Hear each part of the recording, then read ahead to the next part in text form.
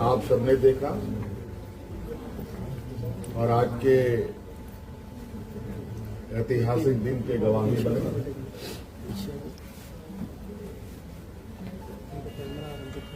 आज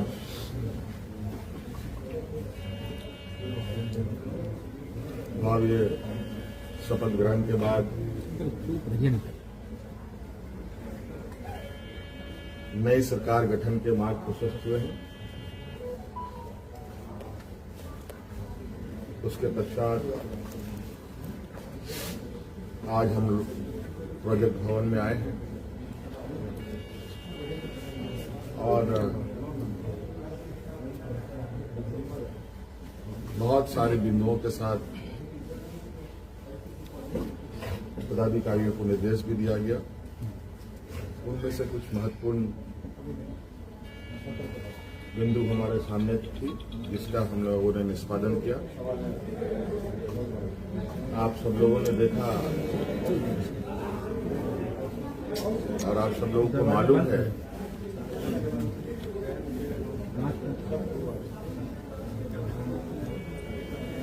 कि केंद्र सरकार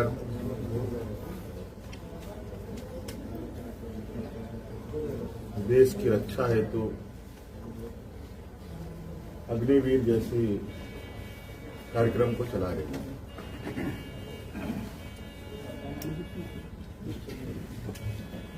उस विषय को लेकर कई सवाल हैं नौजवानों के भविष्य को लेकर,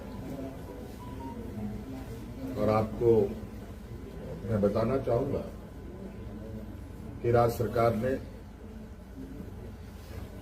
हम लोगों ने पहले ही ये निर्णय लिया था कि झारखंड राज्य के जो भी नौजवान अग्निवीर में शामिल होंगे और किसी घटना में अगर उनकी मृत्यु होती है तो उनके पूरे परिवारों के साथ, परिवारजनों के साथ राज्य सरकार खड़ी रहेगी और राज्य पुलिस कर्मियों को जो राज्य की किसी घटना में मृत्यु होने पर जो सहायता सहयोग सरकार देती है, वही सहयोग अग्निवीर के परिजनों को भी दे होगा। आपको मालूम है कि अभी कुछ दिन पहले ही असम के सीमावर्ती क्षेत्र में उग्रवादी घटना में 21 या 22 तारीख का दिन है, जहां झारखंड का एक नौजवान चंदनचारी, बोकारो जिले का एक क्षेत्र है, वहां का एक नौजवान अर्जुन महतो जो वीर गति को प्राप्त हुआ, उनको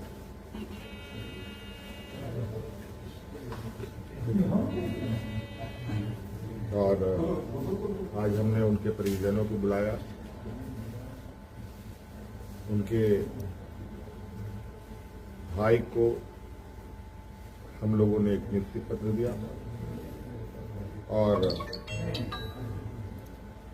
10 लाख रुपए अनुदान भी उन्हें उपलब्ध कराया गया और उनके भाई बलराम महतो बोकारो समाहरणालय में चतुर्थ वर्ग के पद पर उनको नियुक्त भी किया गया।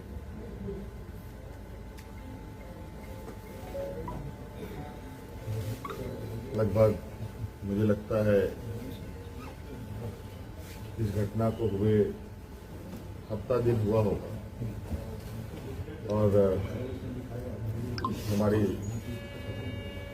कोशिश थी कि अविलंब उनको ये सहायता उपलब्ध कराया जाए, क्योंकि आप सबको मालूम है कि राज्य में आचार संहिता लागू था, सरकार गठन की प्रक्रिया चल रही थी और सरकार गठन होने के पहला कदम हम लोगों ने उस पीड़ित परिवार के साथ खड़ा होने का अपना संकल्प पूरा किया। इसके अलावा आज सभी विधायकों को 81 विधानसभा में जो चुने गए सदस्यों को शपथ ग्रहण हेतु प्रोटेम स्पीकर के रूप में प्रोफेसर स्टीफन मोरांजी जी को चुना गया और ये भी निर्णय लिया गया कि आगामी 9 से 12 तारीख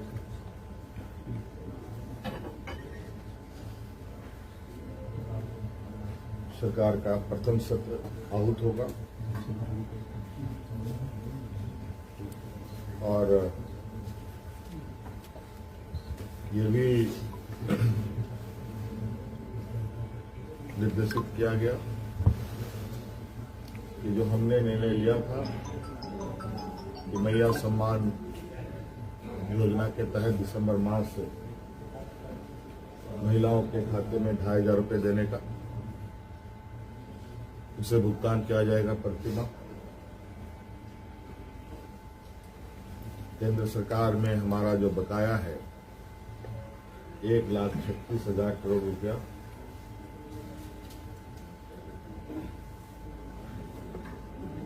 जो केंद्र सरकारी उपक्रमों पर है,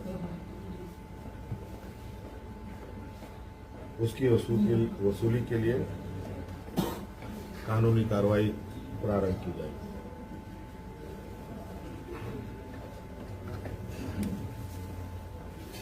आपको पता है ये राज्य देश का सबसे पिछड़ा राज्य है। यहाँ पर सामाजिक सुरक्षा, सोशल सिक्योरिटी अत्यंत महत्वपूर्ण और आवश्यक है। इसके तहत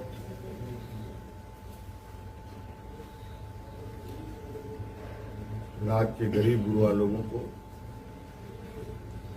उनकी आर्थिक स्वावलंबी कैसे बने और इसको लेकर सरकार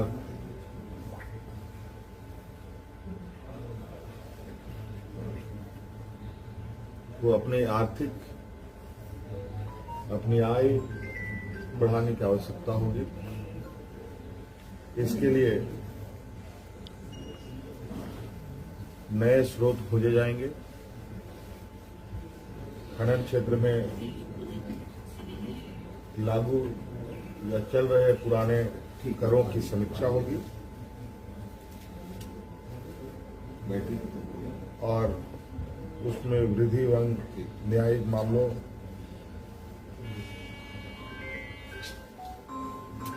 जो लंबित है उन सबको त्वरित गति से खत्म किया जाएगा।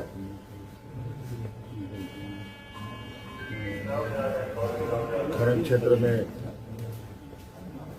कितनी अधिक दरें बढ़ाई जा सकती है, इस पर सरकार आगे बढ़ेगी। आप सबको मालूम है कि हम लोगों ने उत्पाद सिपाही में भर्ती की प्रक्रिया पूरी कर ली है, लेकिन इस प्रक्रिया के तहत बड़े पैमाने पर नौजवानों की जाने गई है, जो बहुत ही दुखद घटना के रूप में हमारे सामने आया है।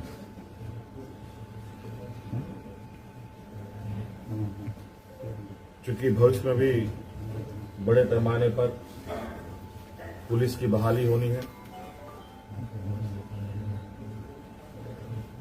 इसलिए अविलंब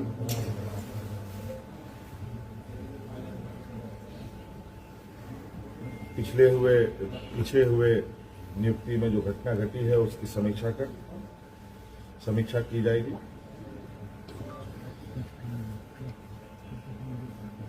राज्य में सभी पदों पर नियुक्ति के लिए जेपीएससी और जेएसएससी तथा अन्य प्राधिकार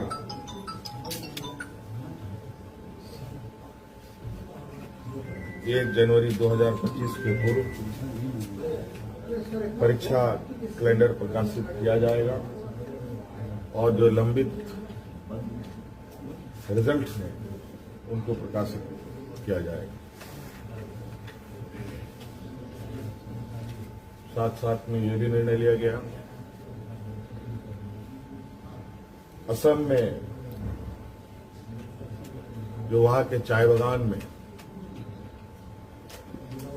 बरसों बरस से यहाँ के मूल वासियों को ले जाया जा करके जो वहां बसे हैं, जो विशेषकर जनजातीय समूह जो झारखंड मूल के हैं, उनकी दशा एवं उनके भविष्य में दिए जाने वाले सुविधा का अध्ययन के लिए सर्वदलीय प्रतिनिधि मंडल एवं पदाधिकारियों का दल असम जाकर जमीनी स्तर पर अध्ययन करेगी और सरकार को प्रतिवेदन सौंपेगी। ये कुछ महत्वपूर्ण बिंदु आपके हम समक्ष हमने रखा है। बाकी चीजें और भी है जो हम समय समय पर आप सब लोगों के समक्ष अवगत कराने का काम करें। Floor test